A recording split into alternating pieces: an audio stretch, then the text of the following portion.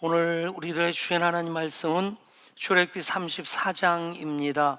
출애굽기 34장 1절부터 9절까지 기록된 하나님 말씀을 제가 받들어 읽습니다. 여호와께서 모세에게 이르시되 너는 돌판 둘을 처음 것과 같이 다듬어 만들라. 내가 깨뜨린 처음 판에 있던 말을 내가 그 판에 쓰리니 아침까지 준비하고 아침에 시내산에 올라와 산 꼭대기에서 내게 보이되 아무도 너와 함께 오르지 말며 온 산에 아무도 나타나지 못하게 하고 양과 소도 산 앞에서 먹지 못하게 하라. 모세가 돌판 둘을 처음 것과 같이 깎아 만들고 아침에 일찍 일어나 그 두 돌판을 손에 들고 여호와의 명령대로 시내산에 올라가니 여호와께서 구름 가운데 강림하사 그와 함께 거기 서서 여호와 이름을 선포하실세. 여호와께서 그의 앞으로 지나가시며 선포하시되 여호와라 여호와라, 자비롭고 은혜롭고 노하기를 더디하고 인자와 진실이 많은 하나님이라. 인자를 천대까지 베풀며 악과 과실과 죄를 용서하리라. 그러나 벌을 면제하지는 아니하고 아버지의 악행을 자손 3, 4대까지 보응하리라. 모세가 급히 땅에 엎드려 경배하며 이르되 주여, 내가 주께 은총을 입었거든 원하건대 주는 우리와 동행하옵소서. 이는 목이 뻣뻣한 백성이니이다. 우리의 악과 죄를 사하시고 우리를 주의 기업으로 삼으소서. 아멘. 구기 종목 중에 야구만이 가지고 있는 묘미가 있다 싶은데 그 중에 하나가 9회 말 투아웃이라고 해도 역전에 대한 소망을 갖는다는 겁니다. 물론 대부분은 확률적으로는 9회 말 투아웃에 뒤집는 경우는 없는데 그래도 그 가능성은 여전히 남겨져 있죠. 그냥 축구처럼 일진일퇴하면서 왔다 갔다 하면서 한 골 잘하면 넣고, 그렇다고 아주 뛰어난 이번에 아르헨티나처럼 메시와 같은 세계적인 대스타라 할지라도 한 번에 골을 2골 넣는다, 3골 넣는다, 그런 건 있을 수가 없는데 야구는 몰아치면 한 이닝에도 5점, 10점도 낼 수 있습니다. 그러니까 9회 말 투아웃 이후라고 해도 이제 어떤 가능성을 가지고 있기 때문에 그것이 야구의 묘미라는 생각이 들고, 또 하나 프로야구에는 없지만 요즘은 고교야구에 그 제도가 있는지 모르겠습니다만 제가 한창 고교야구를 즐겨볼 때는 패자 부활전이라는 게 있었습니다. 이미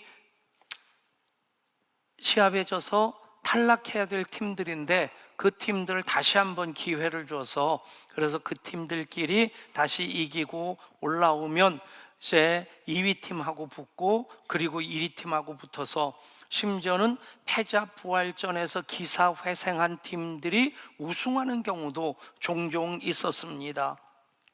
보면 우리의 인생도 패자 부활전이 계속 이어지는 인생이라 생각합니다. 그런 2번, 3번의 기회를 하나님은 여전히 우리들에게 주십니다.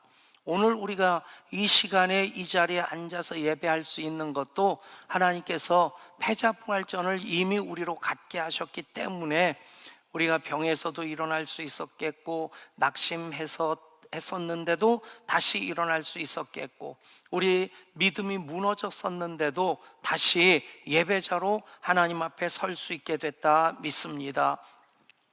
보면 모세가 그 패자부활전을 극적으로 경험한 사람이라고 볼 수 있을 것입니다. 처음 40년 동안은 그는 애굽 공주의 아들로서 궁정 문화 속에서 그 최고의 교육을 받고 최고의 권세를 누리며 살았습니다. 그런데 물론 동포애 때문에 저지른 일이지만 살인자로서 쫓긴 몸이 되었고, 광야로 도망가서 미디안 광야에서 양치기 목동이 되어서 40년을 살 때 그에게는 아무런 기회도 다시 주어지지 않을 것 같은 그런 삶이었습니다. 그런데도 하나님 그를 다시 부르십니다. 그리고 그를 통해서 출애굽의 역사를 이루십니다. 출애굽의 과정만 봐도 그렇습니다. 모세가 항상 좌로도 우로도 치우치지 아니하면서 올곧게 표대를 향하여 부르심의 상을 얻기까지 뚜벅뚜벅 걸어갔느냐? 아닙니다. 물론 모세 스스로가 그런 것에 대해서 책임을 져야 될 사람은 아니지만 그 목이 곧고 완악한 백성들로 인해서 화도 많이 내고 하나님 말씀을 받을 때 불평하고 원망하기도 합니다. 이스라엘 백성들도 마찬가지입니다. 만약에 이스라엘 백성들 패자부활전의 기회를 하나님이 주시지 않으셨다면 여러분, 이스라엘이라는 나라는 존재할 수도 없었을 것이고 망해도 100번, 1000번, 10,000번 망해도 싼 그런 백성들일 겁니다. 모세나 이스라엘 백성들만의 문제가 아니라 우리도 그렇습니다. 우리도 주시는 은혜로 이 자리에 있습니다. 오늘 말씀에서 하나님은 인자는 1000대까지 베푸시겠다 약속하시는데 그 형벌에 대해서 보응을 공의로우신 하나님으로서 하시기는 하시는데 그것은 3, 4대까지 밖에는 효력을 미치지 않을 것이다. 여러분, 3, 4대 아닙니다. 1000대까지. 어쩌면 1000대라고 하는 것 1세대 보통 30년을 잡습니다. 그렇다고 하면 이것은 3만 년이 되는데 여러분, 우리가 측정할 수 있는 그런 시간이 아닙니다. 하나님 영원까지 여전한 은혜를 계속해서 우리들에게 베푸신 하나님이시다. 하나님과 우리 관계만 보더라도 우리는 하나님께 셋, 넷밖에 안 되는 그런 사랑을 드리고 그만큼 순종할 뿐인데 하나님은 1000개나 될 정도로 엄청난 은혜와 복을 우리들에게 제한 없이 부어주시는 하나님이십니다. 오늘 말씀을 통해 하나님 어떤 하나님이시냐? 3, 4대에 제한하시는, 그게 보응이든 형벌이든 아니면 복이든 하나님 3, 4대에 제한하시는 분이 아니시라 1000대까지 복을 주시는 하나님이시다. 이것을 여러분 뇌리에 새겨두실 수 있기를 원합니다. 지난주 말씀을 통해서 나의 하나님은 이런 분이십니다. 전지하시고 무소부재하시고 전능하신 하나님. 그런데 그 하나님은 이제 1000대까지 우리를 사랑하시는 자비로우신 하나님이시다. 오늘 말씀의 핵심입니다. 이제 그 은혜를 받기 위해서 다시 패자부활전의 기회를 얻었다고 한다면 모세가 그렇게 했던 것처럼 우리도 그렇게 해야 된다 하는 말씀이 오늘 우리들에게 선포되어지는 말씀입니다. 이제 하나님께서 모세에게 말씀하십니다. 너는 돌판 둘을 처음 것과 같이 다듬어 만들라. 내가 깨뜨린 처음 판에 있던 말을 내가 그 판에 쓰리니 아멘. 돌판을 다시 준비하라 말씀하십니다. 어떤 상황에서 하시는 말씀입니까? 출애굽한 이스라엘 백성들이 홍해를 건너서 이제 어디까지 오게 됐냐면 시내산 가까이 이르렀을 때 하나님께서 모세에게 이렇게 말씀하십니다. 출애굽 19장의 말씀입니다. 내가 애굽 사람에게 어떻게 행하였음과 내가 어떻게 독수리 날개로 너희를 업어 내게로 인도하였음을 너희가 보았느니라.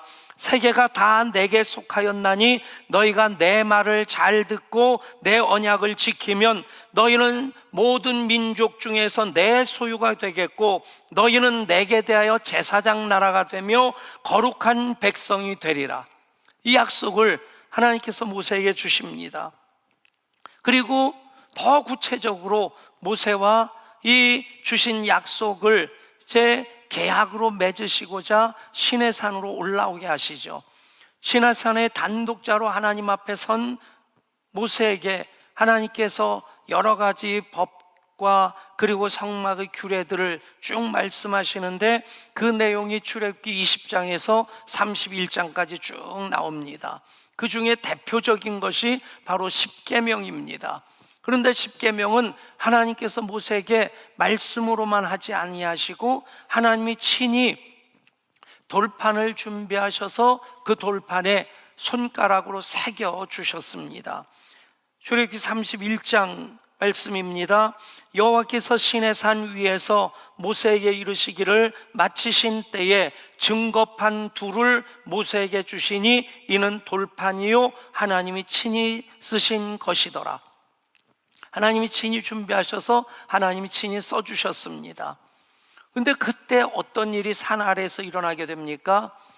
좋지 않은 쪽으로 유명한 그 금송아지 사건이 벌어집니다.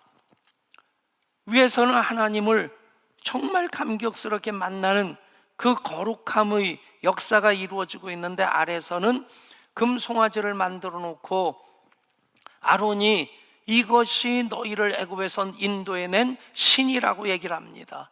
그 앞에 절을 하고 제사를 하고 그 앞에서 먹고 마시고 즐기고 있는 겁니다. 모세가 두 돌판을 가지고 내려오다가 그것을 볼 때 분을 이기지 못해서 그 돌판을 그들에게 던져 깨트려 버립니다. 여러분, 전개되는 상황을 보면 이제는 모든 것이 다 끝장난 것 같습니다. 하나님과의 그 약속의 핵심이라고 할 수 있는, 엑기스라고 할 수 있는 그 십계명 두 돌판까지 깨어졌습니다. 그들이 지은 죄를 생각한다면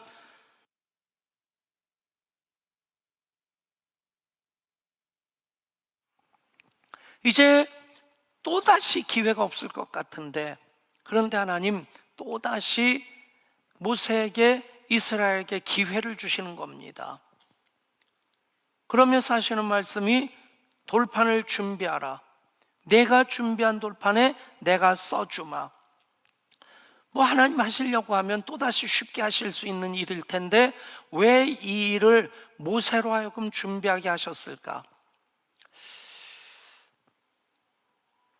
하나님 의도하신 것은 모세로 하여금 준비하면서 이 돌판이 얼마나 귀한 것인지, 즉 하나님 주시는 은혜가 얼마나 귀한 것인지 그것을 몸에 새기게 하시고자 하심이라 저는 믿습니다. 여러분, 돌판을 준비하면 하나님 새겨주십니다.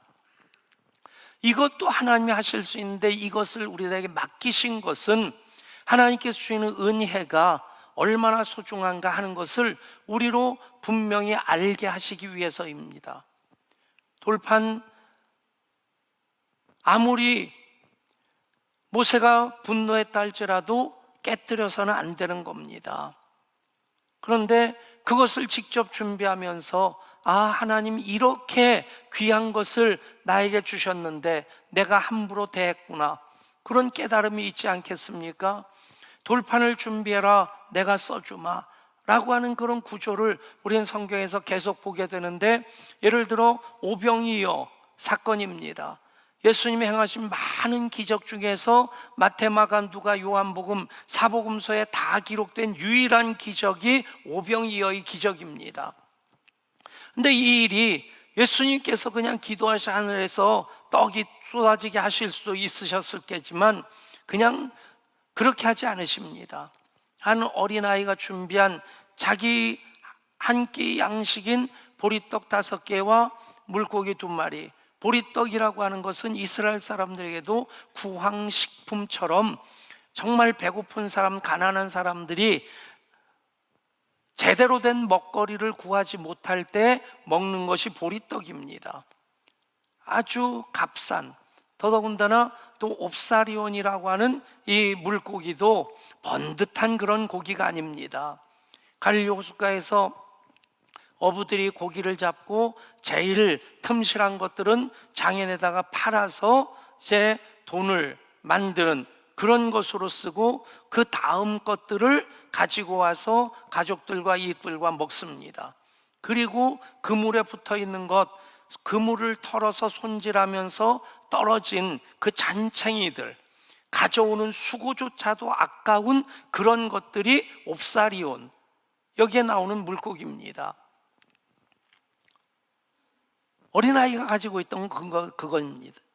근데 그것이 주님 손에 들려질 때 주님께서는 여자와 어린아이를 제외하고 남자들만 5,000명을 먹이시는 그 기적을 일으키십니다.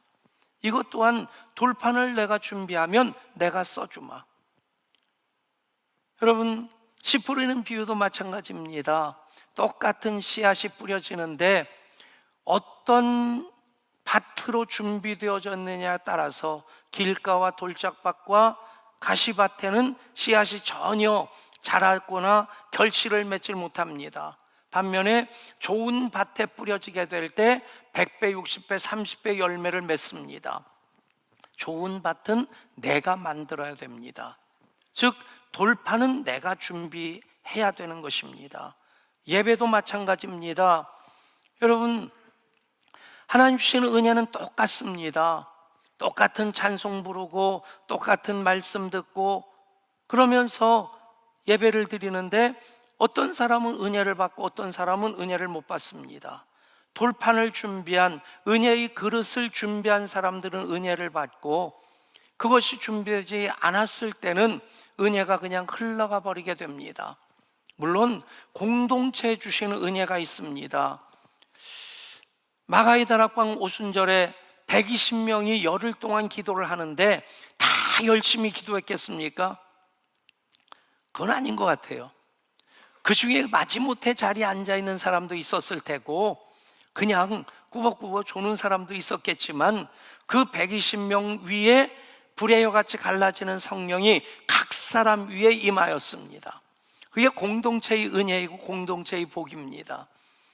나는 준비를 제대로 하지 않은 것 같은데 그냥 와서 앉아있으면 은혜 받는, 어떤 때는 목사로서 우리가 예배 드릴 때 어떤 정말 많은 기적들이 예배 중에 일어난 경우가 여러 번 있었습니다. 예배 드리고 나면 불치병이 치료되고 예배 중에 하나님 임재를 경험하고, 그런데 그런 기적을 경험한 사람이 목사 입장에서 정말 열심히 기도하고 열심히 교회 섬기는 분이 그런 기적의 주인공이 되면 좋겠어요. 근데 어떤 때 보면 날라리들이 그 은혜를 받아요. 그럴 땐 괜히 내가 손해본 것 같은 생각이 들어요. 하나님 기왕 주시려면 좀 열심히 교회 봉사하고 열심히 예배 드리는 분이 저런 복을 받고 저런 응답 받으면 더 좋을 텐데요. 그러면 하나님 그러십니다. 내가 하는 건데 네가 뭐. 여러분, 그게 공동체의 은혜고 공동체의 복입니다. 그런데 차이가 있어요. 예담동산 정말 제가 28년 동안 사랑의 동산부터 예담동산까지 섬기고 있는데 그 28년 동안 주바라기로 예담동산, 사랑의 동산에 참여한 분들이 10,000명도 훨씬 넘습니다. 그 중에 단 2분만 은혜를 못 받는 것, 제가 볼 때 아주 좀 성격이 괴팍한 목사님, 시비를 걸려고 목적하고 와서 그냥 여기저기 그냥 막 힘들게만 하시던 그 목사님 끝내 은혜를 못 받더라고요. 또 한 분은 제가 볼 때는 굉장히 교만한 권사님이셨어요. 뭐 이딴 걸 뭐 그러면서 픽픽거리다가 끝내 은혜를 못 받더라고요. 그 외에는 다 은혜를 받았어요. 저는 예담동산 97기에 제가 섬기지 못해서 미안한 마음이 있는데 그냥 44명 뿐 아니라 전체 61명의 주바라기들은 다 은혜를 받았습니다. 근데 결정적인 차이가 뭐냐면 은혜는 다 받았는데 그 은혜를 지속하는 사람이 있는가 하면, 그 은혜가 30배, 60배, 100배로 커지는 사람이 있는가 하면 얼마 지나지 않아서 다 까먹는 사람들이 있어요. 예담동산 했다는 아련한 추억 하나만 있을 뿐이에요. 어떤 차이일까? 저도 많이 고민을 해보는 겁니다.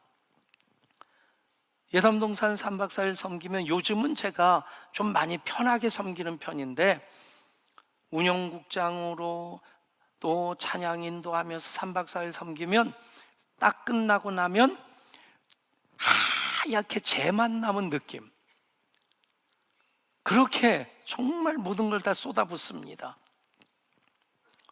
그러니까 그런 것에 대해서 더 고민이 되는 거예요. 왜 어떤 분은 그 은혜 받고 계속해서 은혜가 자라가는데 어떤 분들은 아련한 추억으로만 예담동산을 기억할까? 저 나름대로 정리한 것은 돌판을 준비한 분들은 은혜를 계속 유지하고 키워나갑니다. 반면에 이 그릇이 준비되지 않은 분들, 돌판을 준비하지 않은 분들은 금방 흘려보내고 맙니다. 여러분, 예배할 때마다 돌판을 준비해서 하나님 앞에 나오면 하나님께서 새겨주시는 말씀을 받게 될 줄 믿습니다. 예배가 그렇습니다. 돌판을 준비하고 하나님 앞에 서는 것입니다. 그 다음에 하나님께서 말씀하십니다. 모세가 돌판 둘을 처음 것과 같이 깎아 만들고 아침에 일찍 일어나 그 두 돌판을 손에 들고 여호와의 명령대로 시내산에 올라가니 여호와께서 구름 가운데 강림하사 그와 함께 거기 서서 여호와의 말씀을 선포하실세. 여러분, 돌판 준비하고 어떻게 합니까? 여호와 앞으로 나아갑니다. 강림하시는 하나님 앞에 서는 것이 바로 예배입니다. 돌판은 준비했는데 하나님 앞으로 나가지 않는다면 여전히 미완성입니다. 하나님 앞으로 나아가면, 강림하시는 여호와 앞에 서면 거기에 말씀을 새겨 주십니다. 지난 금요 성령 집회 때 제이슨 미첼이 쓴 쉬운 예수는 없다, 그 얘기를 했습니다. 우리가 예수 믿는 목적은 쉽게 살려고, 편안히 살려고 믿는 것이 아니라 제대로 살려고, 주님 주시는 평안을 누리려고 예수 믿는 겁니다. 예수 믿으면 꽃길만 걷는 것이 아니라 우리는 믿음으로 꽃을 피우면서 살아가고자 하는 것이 예수 믿는 목적이 되어야만 합니다. 그래서 제이슨 미첼은 쉽게 예수 믿으려고 하는 것, 그것에 대해서 굉장히 경고를 하는데, 쉬운 예수는 가짜다, 아예 단정해서 얘기를 합니다. 아프니까 용서를 접으라는 예수는 없다. 마음이면 충분하다는 예수는 없다. 고통의 잔을 피해 다니라는 예수는 없다. 헌신 없이 욕구만 채우라는 예수는 없다. 인생을 내 왕국으로 세우는데 쓰라는 예수는 없다. 내 몫을 움켜쥔 채 따를 수 있는 예수는 없다. 사랑이란 명분이면 뭘 해도 괜찮다는 예수는 없다. 여러분, 쉬운 예수 어떤 겁니까? 내 맘대로, 내 멋대로 예수 믿고자 하는 겁니다. 아닙니다. 우리는 예수 믿는 목적, 하나님의 영광을 위해 더 온전히 순종하고 헌신하고자 하는 그 목적으로 예수 믿을 때 우리는 하나님의 그 전능하심을, 하나님의 무소부재하심을 계속해서 경험하고 누리며 살아가게 될 줄 믿습니다. 그러면서 제이슨 미첼이 그릿이라는 말을 합니다. 이 그릿, GRIT라는 말은 원래는 이제 연마제 중에 일종이라고 하는데, 이런 제 이니셜 가지고 조합해서 그릿이라는 말을 만들었는데, 이 용어를 처음 쓴 사람이 엔젤라 덕워스라고 하는 그런 심리학자입니다. 이 그릿이라는 말은 이제 성장, 그로스, 회복, 리실리언스, 그러면서 또 내재적 동기, 끈기, 이런 것들이 다 합쳐진 것이, 그것이 바로 그릿이라는 거죠. 열정과 끈기입니다. 여러분, 예수 믿으면서, 예배하면서, 사역하면서, 인생을 살아가면서 열정과 끈기가 있으면 그 결과를 볼 수 있게 됩니다. 근데 열정과 끈기 없이 아무것도 이룰 수 있는 것이 없습니다. 예수님의 고난을 패션 오브 크라이스트라고 얘기를 합니다. 패션이라는 말은 예수님이 당하신, 십자가 위에서 당하신 고난을 뜻하기도 하고, 그것은 열정입니다. 여러분, 우리들에게도 그릿이 있습니다. 계속해서 그리스도인으로서 점검해야 될 그릿이 무엇입니까? 바로 예배입니다. 예배를 위해서 저뿐만 아니라 우리의 찬양대, 관현악팀, 방송팀, 그리고 차량팀, 안내, 봉헌팀 등등 참 많은 이들이 정말 열정 다해서 이것을 준비합니다. 예배가 우리들의 그릿이 되어야 됩니다. 예배 참여하는 이들도 돌판을 준비하는 것이 우리의 그릿이 되어야 되는 겁니다. 그릿이라는 말과 그릇이라는 말이 사실 비슷한 의미인데, 그러니까 발음상, 어감상 비슷한데, 우리 그릿이라고 하는 것으로 그릇을 만들면 우리는 정말 준비된 예배자로 하나님 앞에 서게 될 줄 믿습니다. 그러면 우리는 하나님 은혜 가운데 살게 됩니다.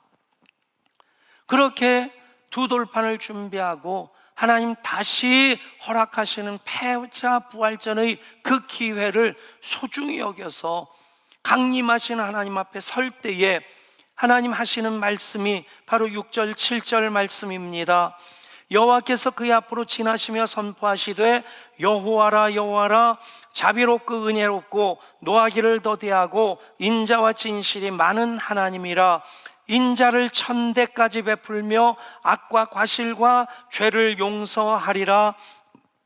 그러나 벌을 면제하지는 아니하고 아버지의 악행을 자손 3, 4대까지 보응하리라. 아멘. 하나님의 가장 대표적인 두 가지 성품은 하나님의 인자와 공의입니다. 그런데 이 비율이 성경에 지금 어떻게 나옵니까? 하나님 자비로우심, 인자심의 그 측면에서는 천대입니다. 한 세대가 30년이라고 한다면 3만 년입니다. 그런데 공의로우신 하나님으로 형벌에 보응하시는 것은 3, 4대입니다. 100년도 안 됩니다. 하나님과 우리의 관계 속에서 모든 이 관계의 이 비율은 그대로 적용되어집니다. 우리가 예배하면서 우리의 사랑의 마음을, 우리의 헌신을, 우리의 결단을 하나님께 올려드린 것은 3개, 4개밖에 안 됩니다. 그런데 하나님은 1000개를 우리들에게 부어주십니다. 그래서 우리가 삽니다. 그것이 우리 향한 하나님의 은혜이며 사랑입니다. 인자와 자비라는 말씀이 여기 나오는데, 인자라고 하는 것은 이제 헤세드라는 말로 성경에 나오는데, 사실 이 헤세드라는 말이 다양하게 쓰여집니다. 은혜라는 말로, 사랑이라는 말로, 자비라는 말로. 그래서 구약에 246번이나 나오는 아주 중요한, 하나님을 이해하기 위해서, 하나님을 만날 때 이런 하나님이시구나 라고 하는 것을 깨달을 때 이 헤세드라는 말은 정말 중요한 것입니다. 이 헤세드의 가장 핵심적인 의미는 무엇이냐면, 바라지 않고 대가를 기대하지 않고 그냥 주시는 겁니다. 그리고 또 하나, 이제 자비로 번역되는 말이 이 하나니란 말인데, 이것도 은혜라는 뜻을 같이 가지고 있습니다. 이 하나니란 뜻은 하향적이란 뜻입니다. 아랫사람 윗사람에게 갚아주는 것이 아니라 윗사람이 아랫사람에게 그냥 선의로 베풀어 주는 것. 그래서 원래 이 뜻은 하나니라고 하는 말은 윗사람이 아랫사람에게 몸을 굽힌다는 거예요. 아랫사람이 뭔가 바라고 손이 발휘되도록 빌면서 아향을 떨고 그러는 건 있을 수 있는데, 윗사람이 뭐가 아쉽겠습니까? 그런데 하나님, 우리들에게 대가를 바라지 않고 그냥 모든 것을 베풀어 주신다. 그것이 하나님의 인자와 자비입니다. 여러분, 가끔가다 제가 병원 신방 가서 보면 링거액을 꽂고 이렇게 그분 위에 잠깐 예배를 드린다든가 그럴 때 링거액이 만큼 쫄아 있으면 이분의 시선이 목사를 향하지 않고 거기에 시선이 가 있어요. 저거 다 떨어지면 어떡하나.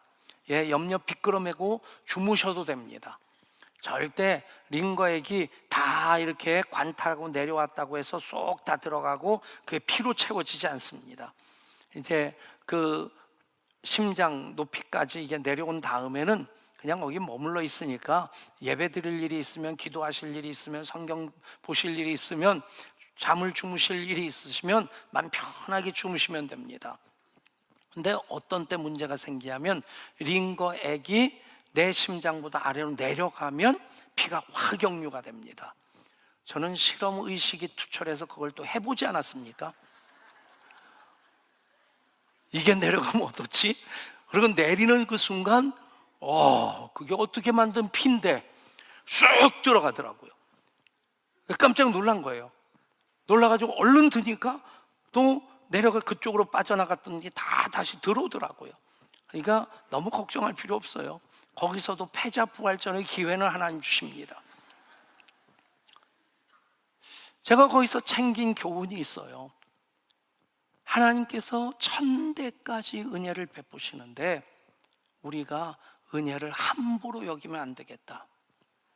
따라하실까요? 은혜를 함부로 대하면 피 보는 수가 있습니다.